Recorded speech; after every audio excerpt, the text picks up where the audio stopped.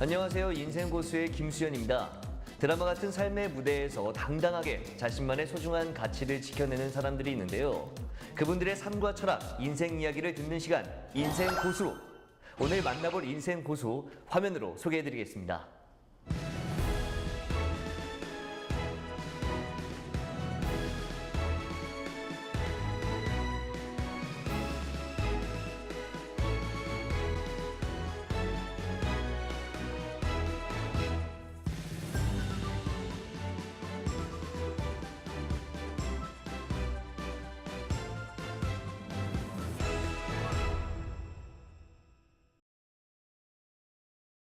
네, 골절외상 전문의 오종건 교수님과 많은 이야기 나눠보도록 하겠습니다. 교수님 안녕하세요. 안녕하세요. 반갑습니다. 굉장히 잘생겼어요.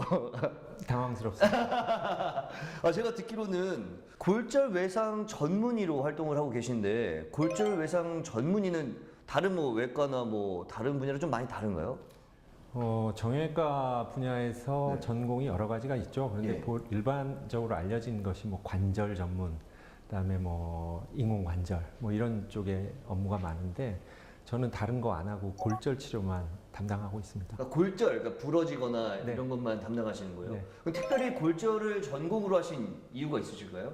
계기가 예. 있었습니다. 계기요? 제가 원래 공부하기는 정형외과 전문의가 되고 나서 네. 슬관절을 공부했어요. 저도. 슬관절이라고 하면 이제 예, 무릎 쪽. 그래서 많은 정형외과 의사들이 전공하는 무릎 전공으로 공부를 했고, 그다음에 대학병원에서 이화여자대학교 병원에서 발령을 처음 받았는데 슬관절을 한 4년 정도 한 거죠. 짧게 경험하면서 마음속에 갈등이 계속 있었어요. 네. 그 이제 많이 다치는 인대 중에 하나가 후방 십자인대라고 네네. 그 운동선수들 많이 다치는 그 그렇죠. 인대 손상이 있는데 그 수술을 저도 관절경으로 수술을 막 하고 했었거든요. 그런데 처음에 수술방에서 수술했을 때는 잘 된 것 같아서 딱 수술 전보다 좋아 보이는데 예. 나중에 이제 외래에서 환자를 팔로우를 하면서 이렇게 보면 점점 그 수술 전처럼 또 흔들거리고 하는 그런 실망스러운 결과들이 있더라고요. 네.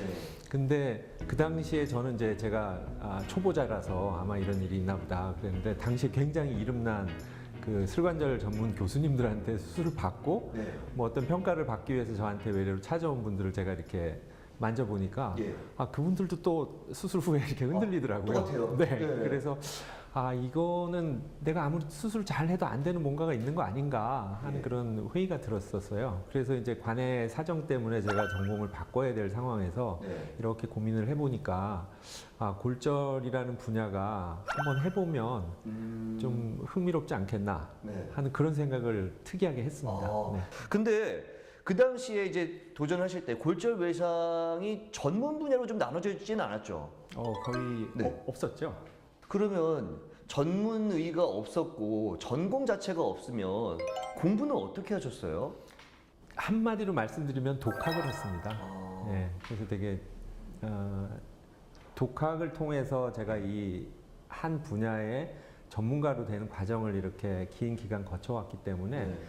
그 당시는 주로 한 것이 네. 수술 전 계획을 아주 심각하게 많이 했어요. 그러니까 이제 골절 수술 하나 하기 위해서 막 며칠씩 그림을 그려가면서 준비를 하고, 예. 그다음에 수술방에서 인조뼈 모델에다가 뼈 모양을 그 골절선을 이렇게 그리고, 그다음에 수술실에서 수술 기구를 꺼내다가 수술 뼈를 맞추는 연습을 막 해보고, 네, 그렇게 하고 들어갔었고요. 예. 그래서 결국은 이제 골절도 하나의 문제를 해결해 나가는 과정이기 때문에 프로블럼 솔빙이거든요. 예. 그래서 많이 고민하고 어떻게 하면 좋을지, 물론 당연히 책 읽어보고 했었는데 예.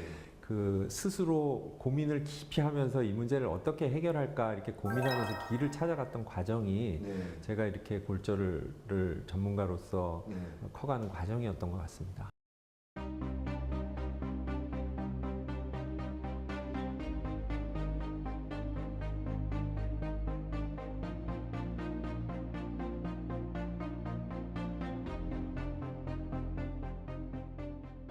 그러면은 정확하게 골절 전문 의사가 되신 건 언제쯤이세요? 1999년도에 슬관절 전담의로 발령을 받았다가 네. 그해 말에 이제 전공을 바꾸기로 하고 네. 이제 2000년도서부터 골절을 제가 이제 앞으로 공부하겠다 이렇게 선언을 하고 2000년부터. 예, 그때 됐으니까 이제 한 19년 정도 됐네요. 힘들고 어려운 길일 수 있는데 그러다 보면 나 이거 내가 왜 이걸 했지? 그냥 원래 하던 공부 할까? 이렇게 할 수도 있을 것 같은데 어떠셨어요? 두 가지인데요. 네. 하나는 업무의 네이처가 너무 재밌어서 네.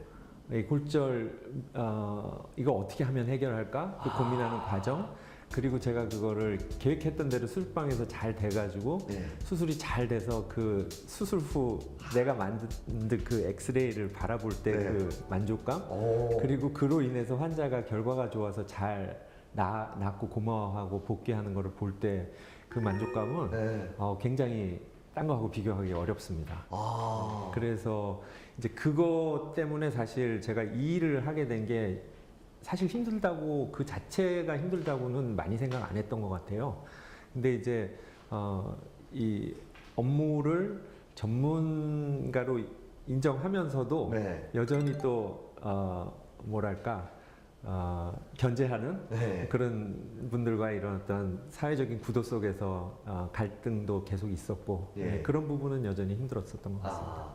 지금 말씀을 하시는 거 보니까 그 수술 후에 엑스레이 막 이걸 상상하시면서 굉장히 즐거워하시더라고요. 그러니까 천직이 아니셨나. 의사 그중에 이 골절을 만난 건 어떤 천직처럼 선생님께 주어진 게 아닌가 이런 생각이 들어요. 네, 제가 그런 얘기를 자주 듣습니다. 후배 교수들한테도 네.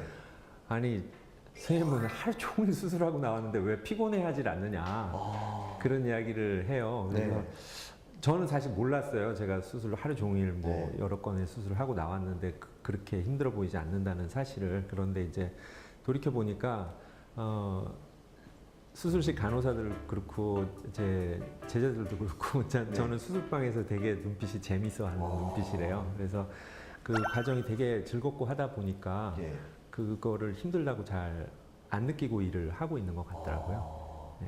그동안 정말 많은 수술을 하셨잖아요. 네. 그러면 그 중에서 혹시 이건 정말 어려웠다 하는 골절 수술도 있었을까요?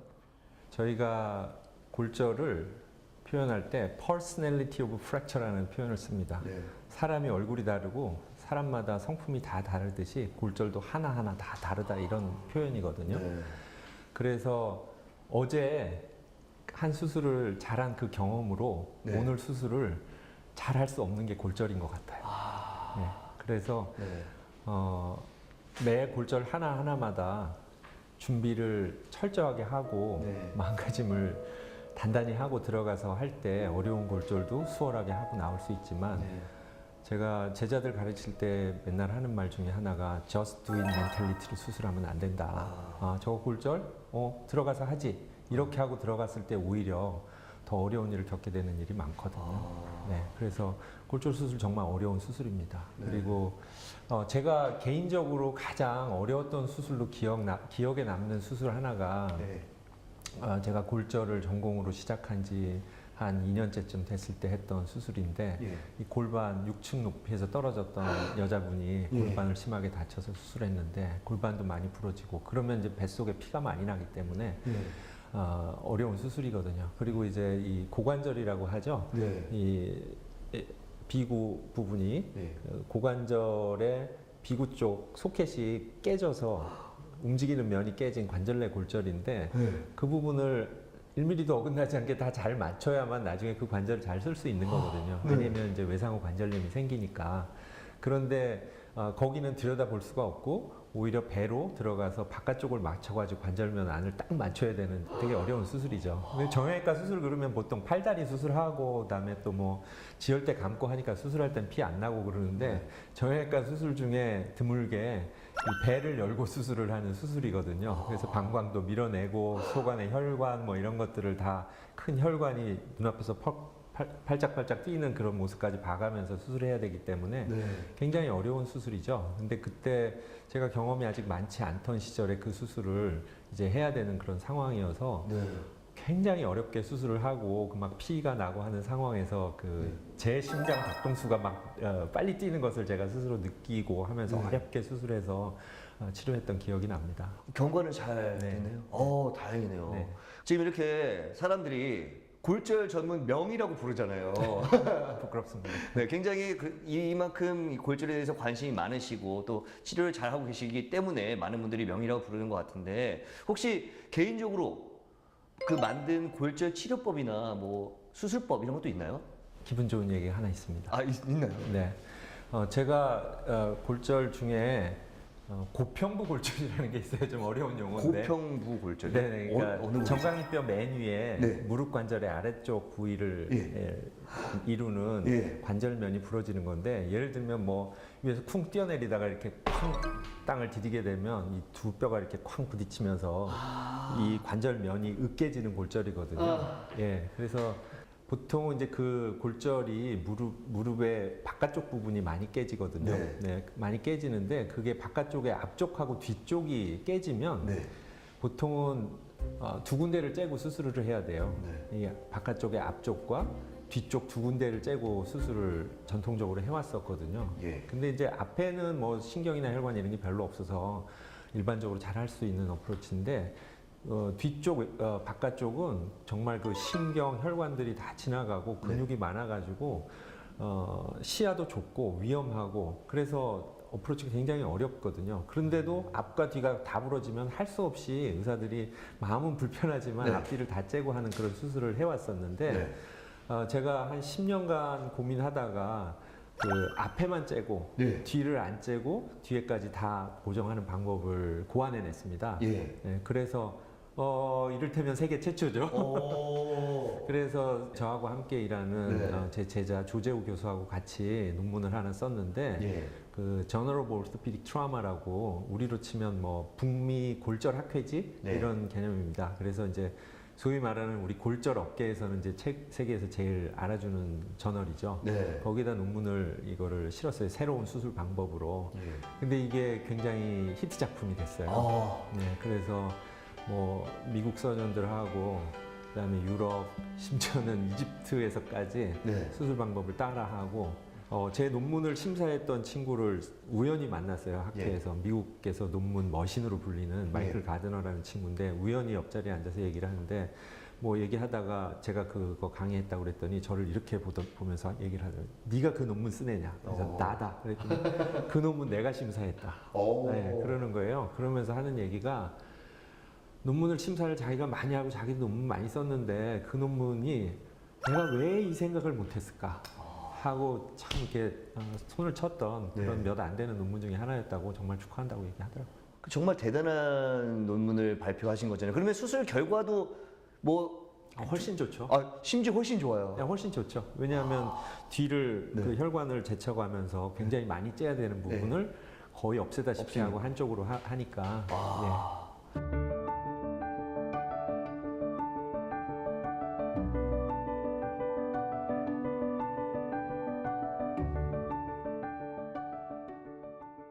그러면 골절이 생기면 무조건 수술을 해야 되는 건지 그걸 모르시는 분들 많을 것 같아요. 저희 방송 보고 뭐 주변에 누가 뭐 팔이 부러졌다든지 다리가 부러졌다 그러면 무조건 수술을 해야 되는 건가 이렇게 고민하실 수 있을 것 같아요. 어떻게 해야 되는 게 맞는 건가요? 그렇지 않습니다. 네. 많은 골절 중에 수술 않고 치료할 수 있는데 대표적인 게 예. 이 손목 골절이죠. 예. 손목 많이 부러지는데 저희가 우선 손목이 부러지면 맞추죠. 예. 맞추고 뼈 부러지는 양상에 따라 다른데 좀 단순하게 그러니까 순하게 부러지고 맞췄는데 잘 맞으면 그런 거는 이제 대부분 기부스로 잘 치료를 하고 할 수 있고요.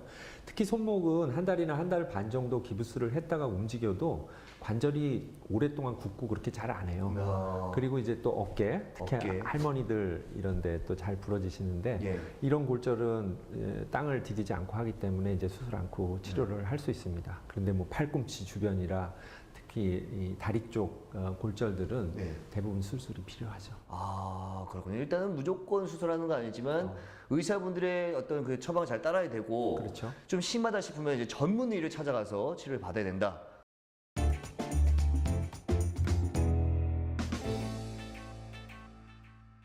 자, 그럼 이번에는 오종건 교수님과 연결되어 있는 인생고수 키워드 어떤 것들이 있는지 살펴보도록 하겠습니다. 이번 키워드는 분류합이에요. 분류합이 어떤 관계가 있으신 거죠? 그래서 분류합이라 그러면 골절 치료를 하고 보통 이만하면 뼈가 붙을 때가 됐다 네. 할 때가 됐는데도 불구하고 뼈가 여전히 붙지 않고 있는 이런 상황을 얘기를 합니다. 아, 뼈가 잘 안 붙었을 때 이제 불유합이라고 하는 거예요. 네. 환자들이 뼈가 안 붙어서 이렇게 찾아오는데 보통 뼈가 안 붙는 이유가 크게 두 가지거든요. 네. 하나는 뼈를 좀 단단히 고정하고 골절 부에 움직임이 너무 많지 않아요. 뼈가 잘 붙는데 그쵸. 수술을 했는데 충분히 단단하지 않은 거예요. 그럼 골절부에 움직임이 너무 많아가지고 이렇게 안 붙을 수가 있거든요. 20대 후반 여자 환자였는데 네. 양쪽 대퇴골, 넓적다리뼈가 둘 다 안 붙어가지고 왔어요. 그래서 저는 엑스레이를 보니까 양쪽이 다 안 붙고 한쪽은 뭐 금속이 부러지고 이런 상태로 찾아왔는데 그래서 저는 당연히 처음에 양쪽 다리를 다쳐서 치료를 하는 환자인 줄로 생각을 했죠. 그래서 물어보니까 처음에 오른쪽 다리를 다쳐서 수술을 했는데 뼈가 안 붙은 거예요. 그래서 수술을 다시 했는데 또 안 붙어서 이제 안 붙다 보니까 금속이 부러지고 그러다 보니까 안 붙은 뼈는 점점 짓눌리면서 이렇게 짧아지거든요. 그래서 어긋나고 짧아져서 양쪽 다리 길이가 한 3cm 정도 차이가 나는 상태가 된 거예요. 그랬는데 놀랍게 치료하신 분이 반대쪽 다리를 잘라서 길이를 3cm를 줄여서 양쪽 다리 길이를 맞추자. 이렇게 제안을 했대요. 근데 놀랍게 이 환자가 그거를 동의를 하고 그 수술을 받았어요. 근데 이 반대쪽 다리 짧게 저희가 뭐 절골술 그러는 건데 의사가 뭐 어떠한 이유로 뼈를 잘라가지고 다시 맞춰서 이게 붙이는 수술을 했는데 그거마저도 또 안 붙은 거죠. 그래서 저한테 왔을 때는 양쪽 다리가 안 붙은 상태로 찾아왔어요. 그래서 제가 뭐 양쪽 다 수술을 해서 다 붙고 이제 잘 걸어다니게 스토리는 끝났는데 되게 좀 마음이 아팠습니다. 그게 무슨 참 이 치료를 받으러 갔다가 오히려 더 안 좋아진 경우가 된 거잖아요. 그러면 저는 좀 갑자기 드는 생각인데 그 키 크는 수술할 때 이게 자르기도 하잖아요. 잘라서 이게 늘리잖아요. 그런 건 괜찮은 건가요, 그러면? 네, 그거는 저도 많이 합니다. 그래요? 수술은. 그거는 하고 나서 뭐 후유증이나 이런 게 많지는 않아요? 뭐 여러 가지 이제 늘리다 보면 근육이 길이가 짧아져서 관절이 좀 뻣뻣해지고 하는 합병증이 있을 수는 있는데 골절 수술하고 나서 다리 길이가 짧아져서 3cm나 짧으면 다리 길이 차이 나서 많이 저니까 그거를 치료하기 위해서는 충분히 할 수 있는 수술입니다. 원래 치료용으로도 할 수 있고 그게 크게 위험한 건 아닌 거군요. 네, 할 수 있는 수술입니다. 그래도 그런 일이 안 생겼으면 좋겠습니다. 그죠? 그렇죠. 그래서 처음 치료가 중요합니다. 자, 다음 키워드 살펴보도록 하겠습니다. 이번 키워드는 AO인데요. AO는 뭐죠? 이거 좀 궁금하네요. 그게 스위스 독일 말인데요. Arbeitsgemeinschaft für Osteosynthese-Führer의 약자입니다. 들어도 어렵네요. 그래서 뭐 우리말로 그냥 러프하게 번역을 하면 국제 골절 치료 학술 단체 뭐 그냥 그 정도 해야 될 것 같습니다. 이게 어떤 연관이 있으신 거예요? 이게 1958년도에 스위스의 정형외과 의사 몇 사람이 골절 치료 스타디 그룹을 만들었어요. 그 전에는 AO가 결성되기 전에는 골절 치료가 이제 주로 젊은 남자 다리가 부러져도 그냥 깁스. 그다음에 다리에다 핀을 받고 무거운 추를 매달아가지고 몇 달씩 눕혀 있고 뭐 이런 식의 치료를 하다 보니까 프랙처 디지즈라는 말이 생겼어요. 그러니까 골절 질병 뭐 이런 얘기죠. 뭐냐면 골절 치료하는 과정에 생긴 합병증들이 너무 많아가지고 질병이라고 이름을 붙여야 될 정도로 결과가 너무 안 좋았던 거예요.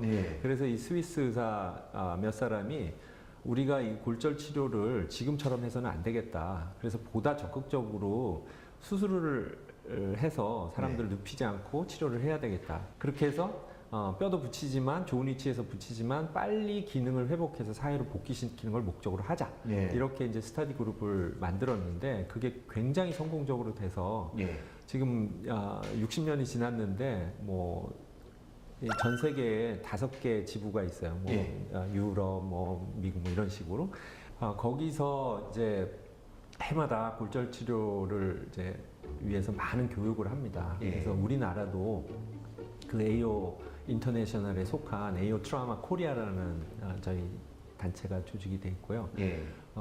제 멘토이신 김기용 교수님이라고 그 울산의대 학장님 하셨던 지금은 은퇴하셨지만 학장님이 우리나라 AO 트라우마를 창립을 하셨거든요. 그래서 멘토링을 해주셨는데 제가 그 AO에서 코스로 교육도 하는데 그런 프로그램 중에 하나가 AO 펠로우십이라는 장학금 제도가 있어요. 그래서 골절에 관심 있는 젊은 사람들을 선발해서 장학금을 주고 그 골절을 배울 수 있는 센터가 전 세계에 한 120여 개곳 정도 있거든요. 거길 보내서 이제 골절을 공부를 하고 돌아서 환자 치료하도록 이렇게 하는데 제가 2003년도에 저도 그 장학금을 받고 에어 펠로우십 펠로우가 돼서 저는 오스트리아 인스부르크에 공부를 하러 갔습니다.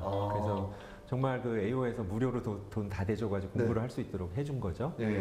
그래서 거기서 공부를 하고 돌아와서 제가 11년이 지난 2014년도에 저 고대 구로병원이 AO 인터내셔널에서 인정하는 AO 펠로우십 호스트 클리닉으로 저희가 증서를 받았습니다. 그래서 저는 이제 11년 전에 배우러 갔었는데 이제는 저희도 외국에서 오는 사람들을 이제 가르칠 수 있는 그런 기관으로 이제 인정을 받았는데요.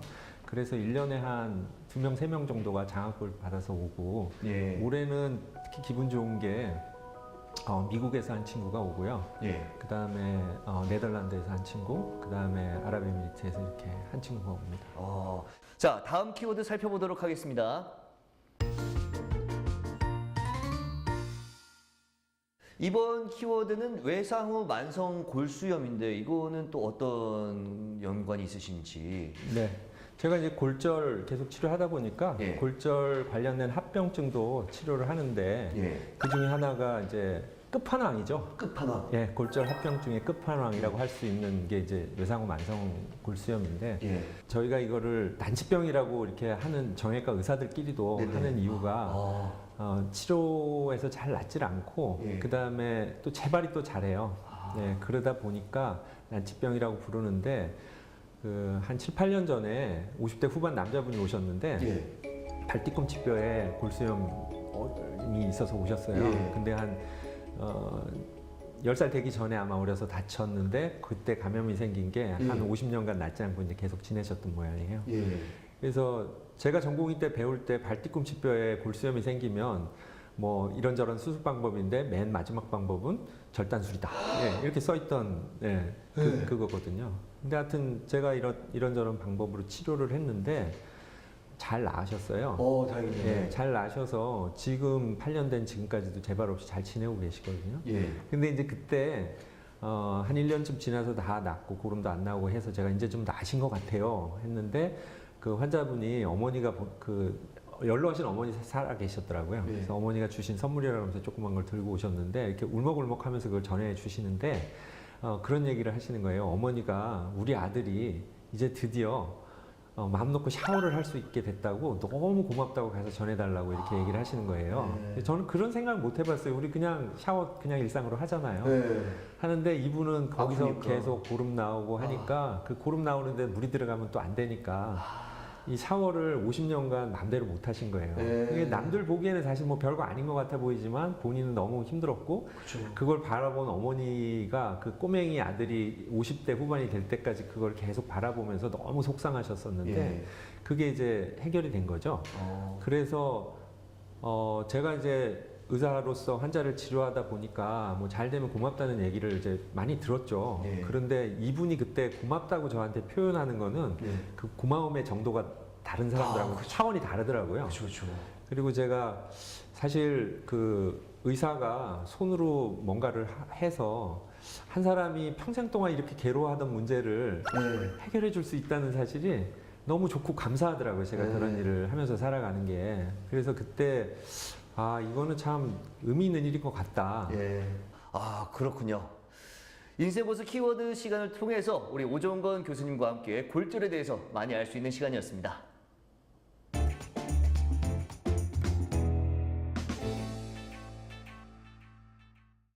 교수님, 앞으로 계획이 있으시다면 어떤 게 있을까요?